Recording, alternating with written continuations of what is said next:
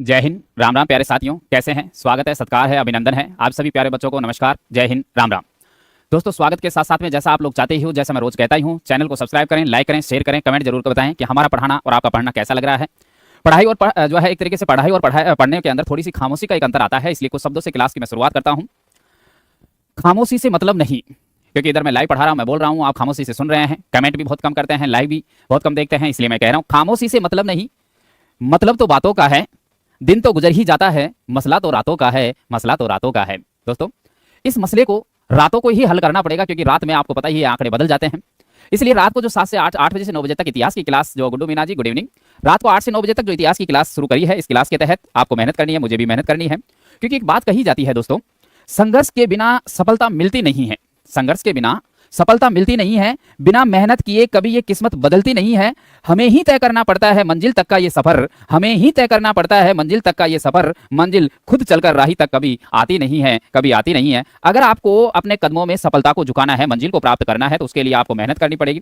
पूरे जोरों शोरों से, ईमानदारी के साथ आपको ये जो है एक तरीके से मेहनत करनी पड़ेगी। और इस मेहनत के साथ, मेहनत के जो आप करोगे उस कर्म के अंदर, उस बेड़ी के अंदर मैं आप लोगों के साथ हुई।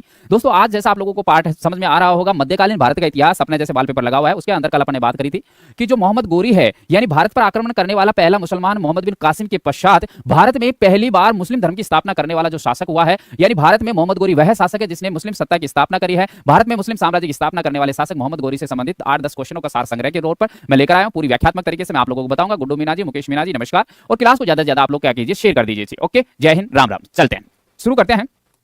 आज की जो क्लास है, उस क्लासों के तहत सेशन में अपन बात करते हैं कि क्वेश्चन क्या है। 374वां नंबर का क्वेश्चन क्या कहता है? मोहम्मद गोरी के बारे में बात हो रही है। मोहम्मद गोरी को सर्वप्रथम किसने पराजित किया था? आपको यहां यह बताना है कि जो मोहम्मद गोरी है, इस मोहम्मद गोरी के द्वारा जो है एक तरीके से मोहम्मद गोरी को पराजित किया गया था। तो सबसे पहले बात यह कि मोहम्मद गोरी ने, इसका मतलब यह हो गया कि इस व्यक्ति ने आक्रमण किया होगा। देखो, सबसे पहली विशेष बात यह है कि जो मोहम्मद गोरी है, ये मोहम्मद गोरी ने एक युद्ध लड़ा है। उस युद्ध का नाम है आबू या अनहिलवाड़ का युद्ध। कौन सा युद्ध लड़ा है? आबू। आबू इसलिए क्योंकि माउंट आबू जो क्षेत्र है ना, ये पहले गुजरात का भाग था। तो आबू या अनहिलवाड़ का जो है युद्ध हुआ है, अनहिलवाड़ का। और आबू या अनहिलवाड़ का जो मैदान है ना, ये वर्तमान के अंदर कहां पड़ता है? गुजरात में ही पड़ता है। आबू या अनहिलवाड़ का युद्ध जो है सन 1175 ईस्वी के समय लड़ा गया है। सन 1175 ईस्वी के अंदर आबू या अनहिलवाड़ का युद्ध, एक ओर से जो व्यक्ति है, जिस व्यक्ति का नाम है मोहम्मद गोरी, कौन सा है? मोहम्मद गोरी। और दूसरी ओर से एक जो शासक है, जिसका नाम है, उसका नाम क्या है? मूलराज द्वितीय। कौन सा राज है? मूलराज सेकंड। तो मूलराज द्वितीय और मोहम्मद गोरी के मध्य आबू या अनहिलवाड़ का युद्ध लड़ा। एवरेस्ट, हाँ बिल्कुल, एवरेस्ट के वीर जवान है ही। तो जो है मोहम्मद गोरी, इस मोहम्मद गोरी की इस युद्ध के अंदर क्या हो जाती है? हार हो जाती है आबू या अनहिलवाड़ के युद्ध के अंदर। तो आबू या अनहिलवाड़ के अंदर जैसे ही मोहम्मद गोरी की हार होती है, तो यह मोहम्मद गोरी की हार भारत के इतिहास में, यानी मोहम्मद गोरी की हार भारत के इतिहास में पहली हार मानी जाती है, सर्वप्रथम हार मानी जाती है। तो आपका आंसर क्या हो गया? आंसर क्या हो गया? डी हो गया कि मूलराज द्वितीय वह शासक है जिसने मोहम्मद गोरी को सबसे पहले हराया है। ओके, चलिए, बहुत बढ़िया, आगे बढ़ते हैं। 374 नंबर का जो क्वेश्चन है, उसका आपका जो क्वेश्चन का सेशन है, जो आंसर है, वो मैंने आप लोगों को बता दिया है। अगले क्वेश्चन पे चलिएगा। क्वेश्चन क्या है? 375 नंबर का क्वेश्चन पे आएगा, देवी लक्ष्मी की आकृति किस मुस्लिम शासक जो है उसने अपने सिक्कों पर अंकित किया है। ऐसा है, जो शासक हुआ है मोहम्मद गोरी। इस मोहम्मद गोरी की बात यह है कि मोहम्मद गोरी जो है इसने 12वीं शताब्दी के अंदर, यानी कि सन 1100, जैसे जो है सन 1192 ईस्वी के अंदर मोहम्मद जो गोरी है, इस मोहम्मद गोरी ने सन 1192 ईस्वी, 92 ईस्वी का मतलब हो गया 12वीं सदी, 12वीं सदी के अंदर या 1192 ईस्वी में भारत जो है ना, भारत में मुस्लिम साम्राज्य की क्या करी है, स्थापना करी है। मुस्लिम जो साम्राज्य है, इस मुस्लिम साम्राज्य की क्या करी है, स्थापना करी है। मुस्लिम साम्राज्य की क्या करी है, स्थापना करी है। ठीक है, तो मुस्लिम साम्राज्य की स्थापना करने वाला जो शासक हुआ है वह है, वो कौन हुआ है, मोहम्मद गोरी हुआ है। एक बात हो गया। जी जी बिल्कुल बिल्कुल गुड्डे जी बिल्कुल। तो सन 1192 ईस्वी के अंदर मोहम्मद गोरी ने भारत में मुस्लिम साम्राज्य की स्थापना करी है। उसके पश्चात इस व्यक्ति ने क्या किया, एक गोल आकार का जैसे इस तरीके से एक सिक्का यानी मुद्रा जो जारी करी है। इस मुद्रा पे एक और तो यूनानी देवता, कहां का देवता है, यूनान का, तो यूनानी देवता जो है उसका नाम है अपोला, यूनानी देवता है अपोला, अपोलो कह सकते हैं या अपोला, उसका तो चित्र अंकित करवाया। एक देवी लक्ष्मी की, देवी लक्ष्मी जो है, इस देवी लक्ष्मी की भी क्या है, आकृति अंकित करवाई है। तो एक सिक्के जो है उसके ऊपर इस तरीके से, इसका मतलब यह है यूनानी राजाओं का एक तरीके से हिंदू संस्कृति वाले जो क्षेत्र है, एक तरीके से सनातन जो धर्म है, उस धर्म पर क्या हो गई है, जीत हासिल हो गई है। इस वजह से यह ऐसा दर्शाया गया है। तो कहने का मतलब ये हो गया, देवी लक्ष्मी जो है उसकी आकृति किस मुस्लिम शासक ने सिक्कों पर अंकित करवाई। तो आपका आंसर क्या हो गया है, मोहम्मद गोरी हो गया है। आंसर दीजिए कमेंट के अंदर बेटाओ, गुड्डू, मुकेश जो है, शिवा है ना, मंजू जो है। तो आप याद रखिए, आंसर जो है कमेंट जो है उसके अंदर कीजिए कि आपका जो क्वेश्चन है उसके हिसाब से आंसर क्या होगी, जब भी आपको पढ़ने और पढ़ाने में मुझे मजा आएगा। दूसरी बात जो है, वीडियो को ज्यादा से ज्यादा लाइक कीजिए दोस्तों, लाइक कीजिए, शेयर कीजिए, कमेंट करते रहिएगा। आगे बढ़ते हैं, तीसरे नंबर के जो क्वेश्चन है उसकी ओर आगे आइएगा। क्या कहता है, क्वेश्चन है त्राइन के युद्ध के बारे में। सन 300 जो है, क्वेश्चन नंबर 376 नंबर है, त्राइन का द्वितीय युद्ध कब लड़ा गया। अब ये जो आपके ऑप्शन है, आप लोग कमेंट के अंदर आंसर दीजिए। देखो, दो युद्ध लड़े जाएंगे, एक युद्ध जो है वो होगा त्राइन का, है ना, और मैदान एक ही है। तो सबसे पहले त्राइन के प्रथम युद्ध के बारे में बात करेंगे। त्राइन का मैदान जो है वो कहां है, करनाल में है, करनाल में। और करनाल कहां पड़ता है, हरियाणा के अंदर पड़ता है, हरियाणा में। तो जो त्राइन का जो पहला युद्ध लड़ा गया है उसके बारे में बात हो रही है। पहले सन 1191 ईस्वी को त्राइन का पहला युद्ध लड़ा गया।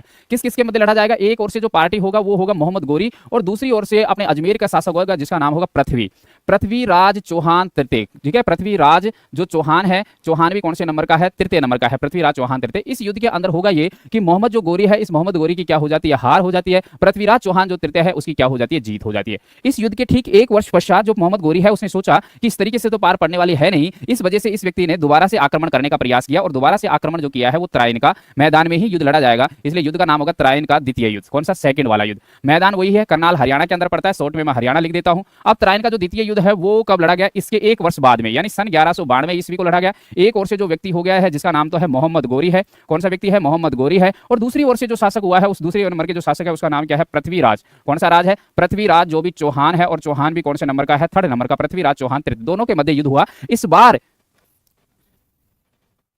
बोलो मीना जी, ऐसा हर रोज होता है।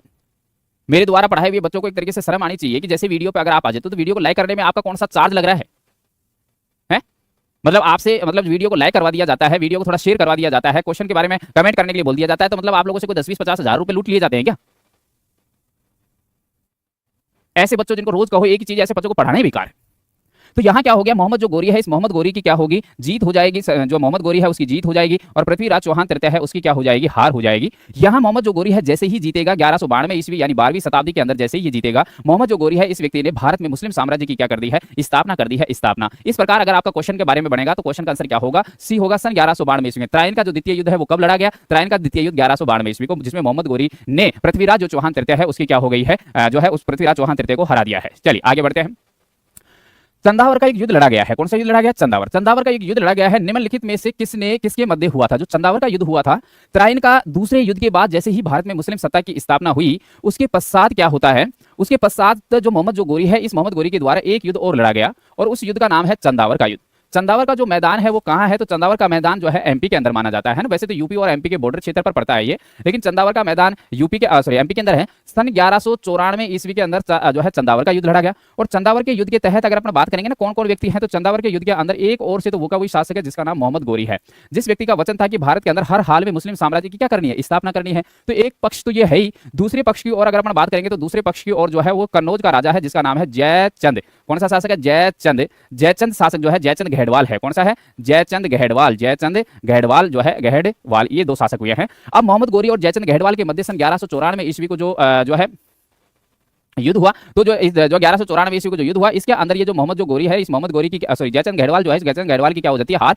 और मोहम्मद गोरी की इस युद्ध में क्या हो जाती है जीत। यानी मोहम्मद गोरी जो है, इस मोहम्मद गोरी ने कन्नौज क्षेत्र पर भी क्या कर लिया है, अधिकार कर लिया है। तो आपका आंसर क्या हो गया, जयचंद गढ़वाल आज और मोहम्मद गोरी। तो आपका आंसर ए हो गया है। आज भी कई बार ऐसा कहा जाता है कि जैसे जो देश का गद्दार होता है, राज्य का गद्दार होता है, किसी सभा मीटिंग में से कोई व्यक्ति गद्दार निकल जाता है ना, उसको उपमा दी जाती है किसकी, जयचंद की कहा जाता है, जयचंद कहा जाता है। जयचंद मतलब एक तरीके से गद्दार हो गया। गद्दार क्यों कहा जाता है इस व्यक्ति को मैं लास्ट में बताऊंगा, जो है 384 तक के क्वेश्चन मुझे कराने, उसके पश्चात अपन इसके बारे में एक बार और चर्चा करेंगे। चलिए, तो आपका आंसर क्या हो गया है, आपका आंसर हो गया है सब ए। उसके बाद आगे बढ़िएगा, कमेंट करो।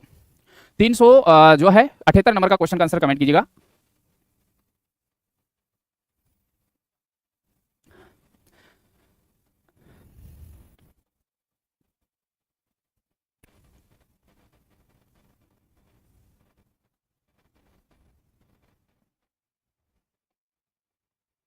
चलिए, एक बहुत अच्छी सी पुस्तक है, पुस्तक का नाम है तहकीक माँ लिल हिंद। तहकीक माँ लिल हिंद एक पुस्तक है, ये फारसी भाषा की पुस्तक है जैसा आप लोग देख पा रहे हैं। इनके लेखक क्या मैगस्तनीज है, क्या अल मसूदी है, क्या इब्न बतूता है, क्या अलबरूनी है। ऐसे मध्यकालीन भारत का इतिहास चल रहा है। अब आपको क्वेश्चन देने का एक तरीका कि जैसे मध्यकालीन का है तो मैगस्तनीज मध्यकाल का ही नहीं है, तो प्राचीन भारत का है। इब्न बतूता हो सकता है, अल मसूदी हो सकता है, अलबरूनी हो सकता है, ये हो सकता है। लेकिन ये तो मध्यकाल का जो है उसका मध्य वाला पार्ट का शासक है, ये लास्ट वाला शासक है। तो मध्यकाल का स्टार्टिंग वाला जो है एक इतिहासकार जो है वो कौन हो सकता है, अलबरूनी। तो याद रखना, जो ऊपर जो पुस्तक लिखी गई है तहकीक माँ लिल हिंद नामक जो पुस्तक है, उसके अंदर आंसर बी नहीं है, आंसर डी है। मुकेश मंजू भोलू, डी आंसर होगा। तहकीक ए हिंद तो अलबरूनी की थी, ठीक है। तहकीक माँ लिल हिंद भी किसकी है, अलबरूनी की ही पुस्तक है, ये वाली पुस्तक भी। अब उसके पश्चात देखो, आप जो है आगे देखो, क्या जो भोलू मीना कह रहे हैं सब तहकीक ए हिंद, तो अरे ये नहीं ना, अलबरूनी ने अपनी पुस्तक किताब उल हिंद, ठीक है, इसको ही कहते हैं तहकीक ए हिंद, जो है वो मिन मकाका किस भाषा में लिखी गई थी। अब आपको आंसर देना है, यानी कि संस्कृत, अरबी, फारसी या सीरियाई किस भाषा के अंदर लिखी हुई पुस्तक है, आपको यहां ये बताना है। अब आप ये बताइएगा, इन 4 ऑप्शनों के अंदर आपका जो आंसर होगा वो क्या होगा, एक बात देखो, गलत नहीं करना। संस्कृत भाषा जो है वो तो प्राचीन भारत के इतिहास की है ही। अरबी जो भाषा है वो कुछ शासकों की यानी लिमिट शासकों की भाषा है। फारसी भाषा मध्यकाल की है। सीरियाई राजा जो भारत के अंदर आएंगे उनकी होगी। लेकिन आपको क्या बताना है, अलबरूनी के द्वारा लिखित पुस्तक है, और अलबरूनी कहां का निवासी है, अरब के प्रांतों का। तो यानी ये जो पुस्तक जिस भाषा में लिखेगा वह भाषा कौन सी होगी, अरबी भाषा होगी। अगर विशेष बात यह है कि अगर ये अपनी पुस्तक फारसी में लिखता है या फारसी में अनुवादित होती है, तो देखो ये फारसी नहीं है। देखो मैंने कहा था मंजू, अच्छे से दीजिएगा, अलबरूनी के बारे में बात हो रही है। कुछ लिमिट शासक जो है, ये विदेशी यात्री जो है वो अरबी भाषा में लिखते हैं। अलबरूनी एक लिमिट शासक ही तो है, एक तरीके से लिमिट यात्री तो है, एक तरीके से लिमिट साहित्यकारी तो है भारत के लिए। तो अलबरूनी के द्वारा जो है किताब उल हिंद यानी मिन मकाका जो पुस्तक लिखी गई है वो बी, बिल्कुल गुड्डू जी, अरबी भाषा के अंदर ये पुस्तक लिखी गई है। चलिए आगे बढ़ते हैं। नेक्स्ट अगर क्वेश्चन 380 नंबर के क्वेश्चन की ओर चलते हैं। फारसी विद्वान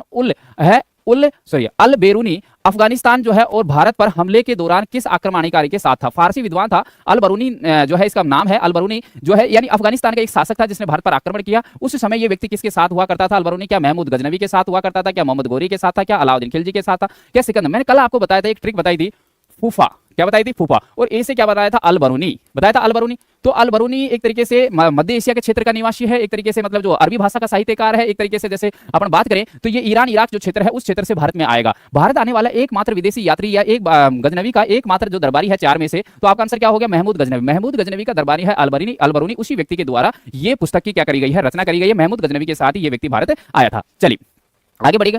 अगर आपसे फिर यहाँ एक दो तीन बातें होंगे। मोहम्मद जो गोरी है उसकी सेना और पृथ्वीराज जो चौहान है उसके बीच 2 बार युद्ध लड़े गए थे। ठीक है, 2 बार युद्ध लड़े गए थे हुए, जिनमें से दूसरी जो लड़ाई है पृथ्वीराज चौहान हारा और उसके तहत अपन बात करें कब्जा कर लिया गया। मैंने आपको बताया था अभी अभी कि सब 2 युद्ध लड़ेंगे। एक जो युद्ध होगा उस युद्ध का नाम तो है तराइन का युद्ध। तराइन का कौन सा युद्ध? पहला युद्ध। तराइन का जो पहला युद्ध है वो कब लड़ा जाएगा? सन 1191 ईस्वी के अंदर लड़ा जाएगा।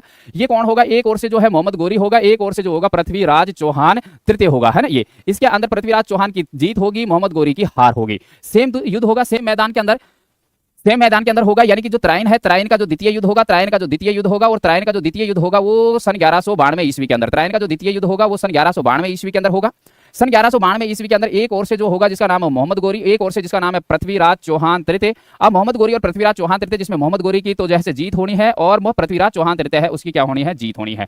जो है पृथ्वीराज जो चौहान तृतीय है उसकी क्या होगी? हार। मोहम्मद गोरी की जीत होगी। तो आपसे यहाँ क्या पूछा? 2 युद्ध हुए हैं जिसमें से दूसरी लड़ाई जो हुई है उसमें पृथ्वीराज चौहान की हार हुई है, बिल्कुल हार हुई है। तो क्या जो है कौन सा युद्ध लड़ा गया था? तराइन का। तराइन का कौन सा युद्ध लड़ा गया? द्वितीय युद्ध। तराइन के द्वितीय युद्ध में पृथ्वीराज हारा है, मोहम्मद गोरी जीता है। उसके पश्चात ये प्रतिक्रिया हुई है और भारत के अंदर एक तरीके से सत्ता का नियंत्रण ही बदल गया। जहां भारत के अंदर हिंदू प्रांत क्षेत्र होते हुए, सनातन धर्म चलते हुए हिंदू प्रांत संस्कृति का विकास हो रहा था, उसी के तहत यहाँ ये हो गया। अब देखो अपना आज का टॉपिक मैं इसको बिल्कुल शुरू नहीं करूंगा। टॉपिक का नाम क्या होगा? दिल्ली सल्तनत। और दिल्ली सल्तनत में भी टॉपिक क्या होगा? गुलाम वंश होने वाला है। कल अपन इसके बारे में में चर्चा करेंगे। लेकिन थोड़ा सा अपन मैं बिल्कुल आप लोगों के सामने बात कर लेता हूं। जैसे मोहम्मद गोरी के बारे में अपने अभी थोड़ी देर पहले चर्चा करी है, अब आप थोड़ी इसको व्याख्यान के माध्यम से समझिएगा। देखो मोहम्मद जो गोरी है ना, इस मोहम्मद गोरी के बारे में अगर अपन बात करेंगे तो जो मोहम्मद गोरी है ये कहां का निवासी है। सबसे पहली विशेष बात कि साहब मोहम्मद गोरी निवासी कहां का है। ऐसा है मोहम्मद गोरी है तो मुस्लिम ही, लेकिन ये जो कहां का है ये तुर्की का मुस्लिम है। कहां का है? तुर्की का जो मुस्लिम है। तो भारत पर आक्रमण करने वाला पहला मुसलमान जो हुआ है, भारत पर आक्रमण करने वाला पहला मुसलमान वो मोहम्मद बिन कासिम हुआ है। मोहम्मद बिन कासिम अरब का आक्रमणकारी है, ये तुर्की का है। इस व्यक्ति की दूसरी विशेष बात है कि मोहम्मद गोरी वह व्यक्ति है जिसने भारत में सबसे पहले, जो भारत देश है ना भारत, इस भारत में मुस्लिम साम्राज्य की क्या करी है, स्थापना। तो मुस्लिम साम्राज्य की स्थापना करने वाला जो पहला जो शासक हुआ है वह मोहम्मद गोरी हुआ है। एक विशेष बात, अगर आपसे क्वेश्चन फिर बनता है कि मोहम्मद गोरी का भारत पे पहला आक्रमण, मोहम्मद जो गोरी है इसका भारत पर प्रथम आक्रमण जो है, फर्स्ट आक्रमण कब रहा है, आपसे ये पूछा है। तो मोहम्मद गोरी का भारत पे पहला आक्रमण जो रहा है, आक्रमण ये कब रहा है, तो याद रखिएगा मोहम्मद गोरी का भारत पे पहला आक्रमण सन 1175 ईस्वी को रहा है। ठीक है, तो जो पहला आक्रमण मोहम्मद गोरी का भारत पे रहा है वो सन 1175 ईस्वी को रहा है। एक विशेष बात हो गई। क्वेश्चन अगर दूसरे नंबर का बने कि जो मोहम्मद गोरी है, ये मोहम्मद गोरी की भारत में पहली पराजय कब हुई है। अभी थोड़ी देर पहले अपन बात कर चुके थे मोहम्मद गोरी की भारत जो है, इस भारत में प्रथम पराजय कब हुई है। ठीक है, पहली पराजय जो है वो कब हुई है। तो मोहम्मद गोरी की भारत में जो पहली पराजय है वो कब होगी, सन 1178 ईस्वी को होगी। सन 1178 ईस्वी को आबू या अनहिलवाड़ के विरुद्ध होगी, या आबू या अनहिलवाड़ जो है, अनहिलवाड़ इस युद्ध के अंदर होगी। और मूलराज या भूलराज द्वितीय, मूलराज सेकंड या भूलराज भी कह सकते हैं, भूलराज द्वितीय के विरुद्ध होगी। ये अल्पायु का शासक था, इसी की संरक्षिका जो है इसकी मां बनी हुई थी, जिसका नाम क्या था, नायिका देवी।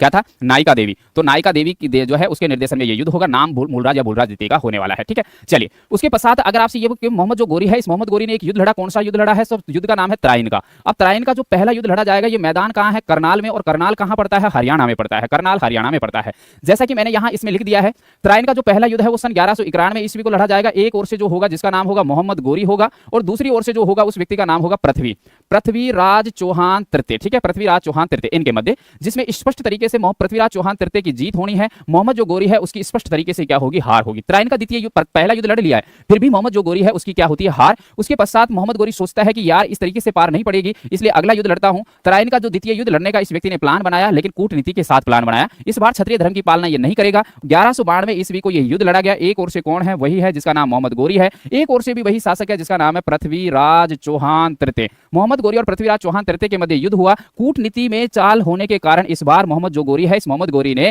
भारत में यानी त्राइन के द्वितीय युद्ध के अंदर जो मोहम्मद जो गोरी है, इस मोहम्मद गोरी की त्राइन के द्वितीय युद्ध के अंदर क्या हो गई, जीत हो गई। इसी समय मोहम्मद जो गोरी है, इस मोहम्मद गोरी ने भारत में मुस्लिम साम्राज्य की क्या कर दी, स्थापना। याद रखिएगा मोहम्मद जो गोरी है, इस मोहम्मद गोरी ने इस समय यानी त्राइन के द्वितीय युद्ध के समय भारत जो है, इस भारत में मुस्लिम साम्राज्य की क्या कर दी, स्थापना। मुस्लिम साम्राज्य की क्या कर दी, स्थापना। मुस्लिम साम्राज्य की स्थापना सन 1192 ईस्वी के अंदर, यानी कि मैं कहूं तो 12वीं शताब्दी के अंदर, 12वीं शताब्दी के भी अंतिम चरण के अंदर मोहम्मद गोरी है जिस व्यक्ति ने भारत में मुस्लिम साम्राज्य की क्या कर दी, स्थापना करी। ठीक है, इसी कड़ी में उसके पश्चात इस व्यक्ति ने एक युद्ध और लड़ा है, और जो युद्ध लड़ा है उस युद्ध का नाम है चंदावर का युद्ध। कौन सा युद्ध है, चंदावर का।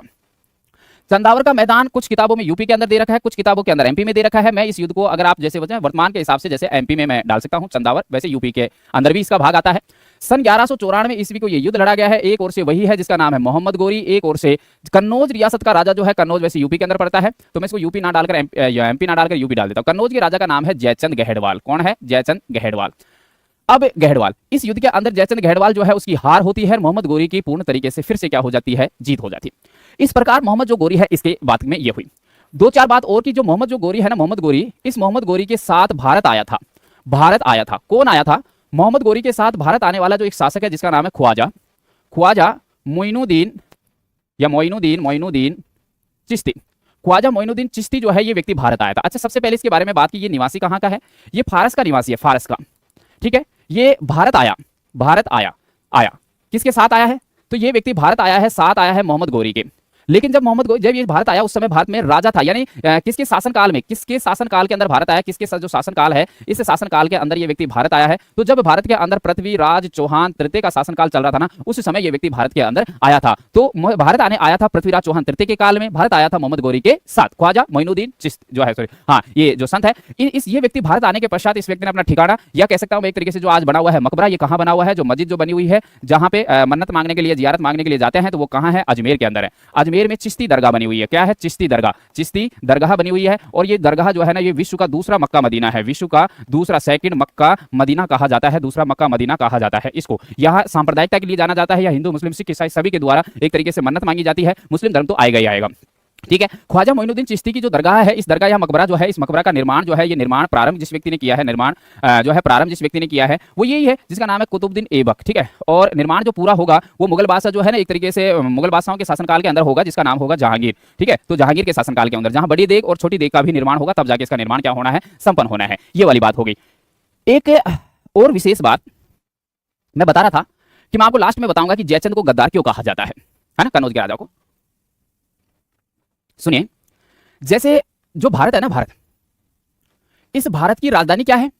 आप बताओगे गुरुजी भारत की राजधानी दिल्ली है, यही बताओगे ना। अब ये जो दिल्ली शहर है ना, दिल्ली शहर, ये किसने बसाया है? अनंग अनंग पाल तोमर ने बसाया है, तोमर। और तोमर राजवंश गुर्जर राजवंश से संबंध रखता है। गुर्जर प्रतिहार राजवंश कह सकते हैं। राजपूतों से जो गुर्जर बने या गुर्जरों में से जो कुछ राजपूत चले गए, तो अनंगपाल तोमर द्वितीय के द्वारा दिल्ली शहर की स्थापना की गई है, जो वह दिल्ली जिसका पुराना नाम इंद्रप्रस्थ हुआ करता था। अनंगपाल तोमर के दो बेटियां हुई हैं। इसकी जो दो बेटियां हुई हैं अनंगपाल तोमर द्वितीय की, ये बड़ी बेटी है, एक छोटी बेटी है। बड़ी बेटी का नाम है रूपमती और छोटी बेटी का नाम है कपूरी, कपूरी बाई या कपूरी। रूपमती का विवाह हुआ है कन्नौज में विजयपाल के साथ। इसका जो बेटा हुआ है उसी का नाम है जयचंद, जयचंद गहड़वाल। ये वाली बात है। कपूरी देवी का विवाह हुआ है अजमेर में सोमेश्वर देव के साथ, और इससे जो बेटा हुआ है उसी का नाम है पृथ्वीराज, वो भी चौहान, और वो भी तीसरे नंबर का, तृतीय नंबर का। ये वाली बात हो गई। यहां तक रिश्ता समझ रहे हो आप? ये बड़ी बेटी थी, इसका ये बड़ा बेटा हुआ, बड़ा बेटे का जल्दी विवाह हुआ, इसके भी एक पुत्री हुई, और इसी की पुत्री का नाम क्या है? संयोगिता। संयोगिता है ना, संयोगिता। ये छोटी बेटी है, लेट शादी हुई, छोटा ही बेटा। जब भारत में मोहम्मद गोरी के रूप में खतरे के बादल मंडरा रहे थे, उस समय सुरक्षा पहला कदम था, पहली जिम्मेदारी थी। उसी दौरान इस दिल्ली के अंदर एक फंक्शन होना हुआ। इसके अंदर जयचंद गहड़वाल नहीं गया, और इसने अपनी बेटी यानी संयोगिता जो है ना, इस संयोगिता को भेज दिया साहब। अपनी बेटी जो है यानी संयोगिता जो है, इस संयोगिता को देखो यहां भेज दिया। कहां भेज दिया? दिल्ली।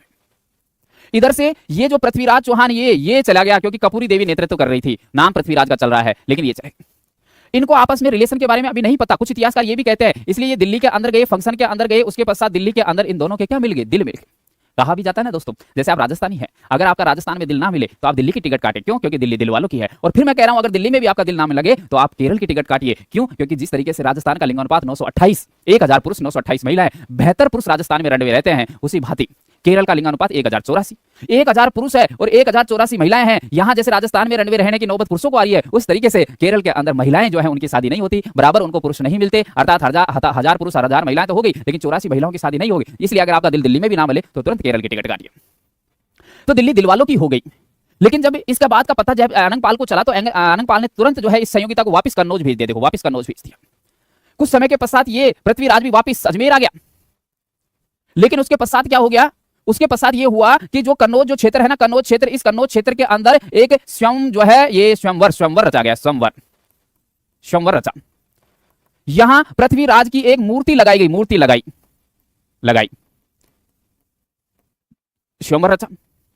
जयचंद गहड़वाल ने पूरे राजपूत राजाओं के हमउमर शासक जो है उन्होंने सबको निमंत्रण दिया, पृथ्वीराज को निमंत्रण दिया। पता था संयोगिता का तो पहले से पृथ्वीराज के साथ टाका टाई फिश चल रहा है। तो जब बेटी को अगर ये पता चलेगा पृथ्वीराज जो है उसको आ गया है, तो वो तो जाहिर सी बात है वरमाला उसी के ऊपर जाएगी, तो पूरे क्षत्रिय राजाओं का अपमान हो जाएगा। इसलिए इसको नहीं बुलाया, लेकिन इसका अपमान करने के लिए एक मूर्ति लगवाई, तांबे की मूर्ति बनाई, और जहां राजा महाराजा महल के दरवाजे के बाहर, जैसे जो स्वयंवर रचा जाता है उस कमरे के बाहर जहां जूते चप्पल उतारते थे, वहां मूर्ति बना दी। भाले लेकर खड़ा है पृथ्वीराज चौहान, इस तरीके से मूर्ति बनाई। संयोगिता को पेश किया। संयोगिता स्वयंवर में चारों ओर घूम कर आई। कोई पसंद नहीं आया, किसी के वरमाला नहीं डाली। पर संयोगिता को पता चला, अपने आचार्यों से इजाजत ली, और यहां से जो संयोगिता साहब भागी टिकड़ी, और जो मूर्ति थी ना, इस मूर्ति को जो है संयोगिता ने वरमाला पहना थी। शादी हो गई। जब अजमेर में पृथ्वीराज को पता चला, तो पृथ्वीराज जो है इसका एक घोड़ा था, घोड़ा, इसके घोड़े का नाम क्या था? इसके घोड़े का नाम था नाट्य रंभा। ये घोड़ा था, ये हमेशा नाटक करता था। पृथ्वीराज जब भी युद्ध में जाता था, घोड़ा अपनी जैसे गर्दन पीछे करके हुनहुनाता था, और जो घोड़ा, अरे यार युद्ध में चलना है, चलो कोई बात नहीं, चल तो रहे, चल डांस कर लेते हैं, तो डांस करता था या कोई नाटकबाजी करता था। कहीं भी माल लाना है, ले जाना है, कहीं आना है जाना, नाटक करता था। इस बार पृथ्वीराज जैसे ही बैठा घोड़े पर, कहता चल घोड़े, तेरे लिए भाभी लेकर आते हैं। नाट्यरंभा घोड़ा थोड़ा खुश हुआ, वाह क्या बात है, क्या बात है, भाभी लेकर आएंगे। जिंदगी भर हथियारों का जो इस स्थान से उस स्थान पर युद्ध वगैरह, भाग दौड़ प्रतियोगिता है, पहली बार भाभी लेकर आएंगे। घोड़ा को लगा बहुत अच्छा मजा आ रहा है। घोड़े ने अपने दोनों पैर उठाए और डांस करने लगे। अच्छा भाभी लेकर आएंगे, अच्छा भाभी लेकर आएंगे। इस तरीके से घोड़े ने जो है एक तरीके से नृत्य किया। उसके बाद घोड़े से पृथ्वीराज गया और पृथ्वीराज जो है ना ये संयोगिता को, किसको, संयोगिता को कहां से, कन्नौज से उठाकर कहां लाया, अजमेर में। और अजमेर में एक विवाह किया, कौन सा, गंधर्व या गांधर्व विवाह किया है, गांधर्व विवाह। और गांधर्व विवाह क्या होता है, ये होता है प्रेम विवाह। प्रेम विवाह कौन सा, जिसमें लड़का और लड़की जो है, लड़का और लड़की राजी, लेकिन मां और बाप काजी, यानी जो माँ बाप की मर्जी के खिलाफ लड़का लड़की प्रेम संबंध बनाकर की जाती है जो शादी, लड़की के द्वारा घर से भागकर की जाए शादी, या जोर जबरदस्ती दबाव के अंदर इमोशनल ब्लैकमेल करवाकर अपने माँ बाप को मनवाकर फिर की गई शादी, यानी लड़का लड़की राजी लेकिन अगर माँ बाप काजी, ऐसा किया गया विवाह प्रेम विवाह तो होता है, लेकिन वो क्या कहलाता है, गांधर्व प्रेम विवाह कहलाता है, जो पृथ्वीराज चौहान ने संयोगिता के साथ किया। यह है कारण। अब आप मेरे को एक बात बताओ, ये देखो, ये इसकी दो बेटियां, तो ये बहन हुई ना, और इन दोनों बेटियों के एक एक बेटे, तो ये मौसेरे भाई हुए ना, मौसेरे हुए कि नहीं हुए, बता, मौसेरे भाई। तो ये भाई मौसेरे, तो इस भाई की बेटी तो पृथ्वीराज चाचा लगेगा, संयोगिता बेटी लगेगी, यही तो हुआ। और ये चाचा अपनी बेटी को भगा लाया। इतिहास के अंदर, वो भी हिंदू संस्कृति के अंदर, ऐसा कहां है कि कोई चाचा अपनी ही भतीजी को भगा कर ले जाए, रिश्तेदार के हिसाब से लगे, उस भतीजी को भगा ले जाए, उससे शादी कर ले, लेकिन ऐसा किया है पृथ्वीराज ने। संयोगिता के इतिहास, कन्नौज के इतिहास में लिखा हुआ है कि नहीं बात। तो फिर जयचंद गढ़वाल तो नाराज होगा ना, दुनिया का ऐसा कौन लड़की का बाप है जो कहे, मतलब उसकी एक तो बेटी को भगा ले जाए और उससे कहेगा अरे वाह बहुत बढ़िया पृथ्वीराज, तू मेरी बेटी को भगा लेके गया, शाबाश, बहुत बढ़िया, मेरे तो दहेज का सामान बच गया, पैसा बच गया, सब कुछ। ऐसा कोई कहेगा नहीं, लड़की का बाप दुखी होगा, उसकी इज्जत मिट गई, समाज में उठने बैठने लायक नहीं होगा, तो फिर वो इसका बदला लेगा। और इसका बदला लिया तो क्या ही, इस व्यक्ति ने साथ दिया, किसका साथ दिया, इसने साथ दिया मोहम्मद गोरी का। किसका साथ दिया, मोहम्मद गोरी का साथ दिया, त्रायन के दूसरे युद्ध में साथ दिया, और मोहम्मद गोरी जीता और भारत में मुस्लिम साम्राज्य की स्थापना हुई। इसलिए जयचंद गढ़वाल को देश का गद्दार कहा जाता है। इसको गद्दार तो साबित कर दिया, लेकिन इसकी परिस्थिति आप लोगों ने नहीं जानी। ऐसे ही भारत के अंदर अनेकों राजा है, हिंदू राजा, अनेकों मुस्लिम शासक हुए हैं, अनेकों हिंदू राजा, सिख राजा जो है, ईसाई राजा, बहुत सारे शासक हुए हैं जिनकी विष परिस्थितियां रही है, इसलिए उन्होंने अजीबोगरीब तरीके के निर्णय लिए हैं, लेकिन वो निर्णय के तहत आपने उसे दोषी साबित कर दिया, लेकिन निर्णय क्यों लेना पड़ा उसके बारे में आपने नहीं जाना। यह है बात। जिस तरीके से आज राजस्थान के अंदर जो एक तरीके से दमनकारी सरकार चल रही है, जिसने अपने जो क्षेत्र है, समरावता जो गांव है, टोंक जो है देवली हरियाणा विधानसभा का, जिसके अंदर आज नरेश जो है, जो आज सर्व समाज का एक तरीके से युवा नेता बनकर तैयार है, युवा नेता जो रक्षक के तौर पर, उसे भक्षक बनाने में सरकार तुली हुई है। लेकिन उसने जो फैसला लिया, जो फायरिंग हुई, जो हुआ कार्य, वो तो सबको दिख रहा है। कई जो है जो सांसद चुने हुए हैं, कई जो सांसदों के परिवार के जन है, बेटा बेटी वगैरह, वो सब कमेंट करें साहब गलत किया, मानते हैं, हिंसा का हम बिल्कुल समर्थन नहीं करते, लेकिन वो गलत करने के लिए निर्णय क्यों लिया गया, उस परिस्थिति को आप नहीं समझ पा रहे। जैसा यहां आपने साबित कर दिया साहब गद्दार है ये जयचंद गढ़वाल, लेकिन इसकी बेटी को लेकर भागा, ये परिस्थिति आप लोगों ने कभी नहीं समझी। तो ये कहानी ये भी है संयोगिता की, और ये इस तरीके से जो जयचंद है, जयचंद को देश का गद्दार कहकर पुकारा गया। यहां तक की बात रखी मैंने दोस्तों। आज की क्लास यही समाप्त करते हैं, कल दिल्ली सल्तनत का पार्ट शुरू करेंगे, जिसके तहत मोहम्मद गोरी की बारे में अपन बात करेंगे। ओके दोस्तों, थैंक यू, धन्यवाद।